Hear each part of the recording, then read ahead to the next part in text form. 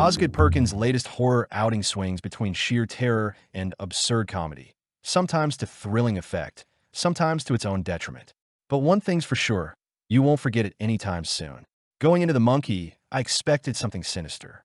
The trailers painted a grim picture, promising eerie tension, psychological dread, and Stephen King's signature brand of slow-burning horror. What I got instead felt like Final Destination met the cable guy with a bloodlust that rivals Very Bad Things, 1998.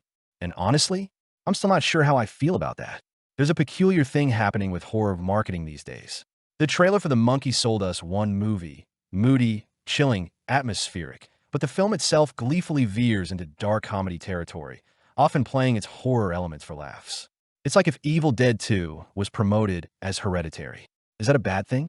Not necessarily, but it does mean that audience expectations are being set up to be, well, monkeyed with. For those expecting Longlegs level suspense, prepare for disappointment. For those who can embrace an unpredictable, blood-drenched ride, this one's a treat. One of the most intriguing aspects of The Monkey is its titular menace. A cursed, cymbal-clapping toy monkey that functions somewhere between a demonic omen and an agent of pure chaos. Unlike Annabelle, who simply sits around being creepy, this little primate means business. When the cymbals crash, people die. The idea of an innocuous childhood relic transforming into an engine of destruction isn't new, but Perkins gives the monkey an almost deity-like presence, making it more than just a haunted object. The monkey isn't just killing. It's enacting something akin to divine punishment, though the logic behind its wrath remains intentionally ambiguous. This is where the film truly excels. It takes a silly premise and imbues it with weight, at least in its early moments. That said, once we get past the eeriness of the first act, the monkey starts flinging itself into full-blown absurdity. Theo James delivers a solid performance as Hal, effectively playing both the brooding skeptic and the reluctant believer in his family's cursed past. His chemistry with Christian Convery, who plays his younger self, is surprisingly strong. The film takes time developing the brothers' relationship, which makes the horror of their situation all the more engaging, at least in the first half. As the film progresses, however, the emotional weight starts to slip. The time jump takes us into the adult brothers' lives, but rather than deepening their dynamic, the movie shifts gears entirely, prioritizing spectacle over substance. And while that's not inherently a bad choice, it does mean that the early investment in character takes a back seat to elaborate death sequences. Speaking of death sequences, horror and comedy have always had a symbiotic relationship. The difference between a scream and a laugh is often just a matter of timing. The monkey plays with this balance, but in doing so, it occasionally loses its footing. The first few deaths are genuinely unsettling. The tension builds, the cymbals crash, and boom, carnage. But then a shift occurs. The deaths stop being horrific and start becoming entertaining. By the midpoint, we're no longer on edge. We're anticipating the next over-the-top kill, like we're watching a slasher movie with a drinking game in mind.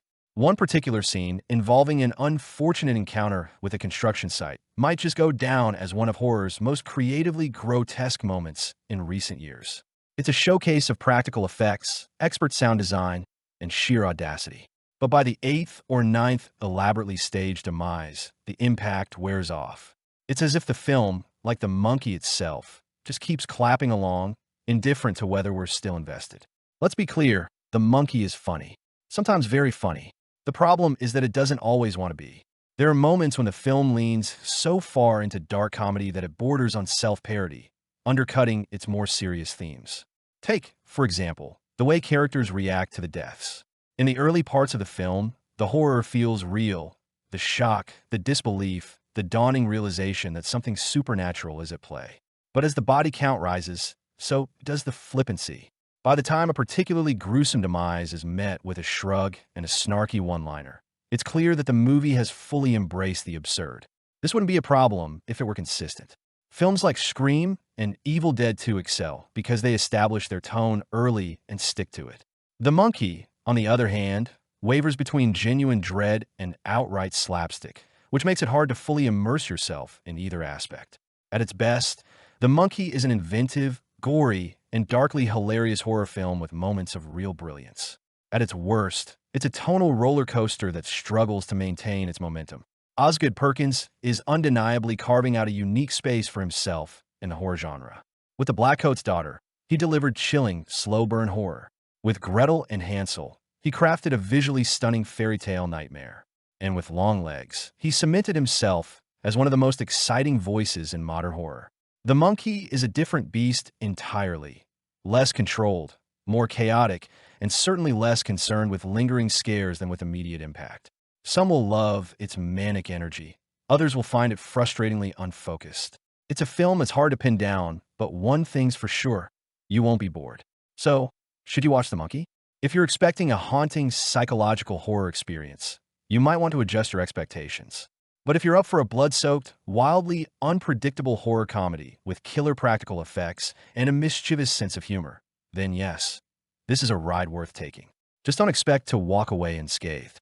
Would love to hear your take. Does The Monkey swing high, or does it slip on its own banana peel?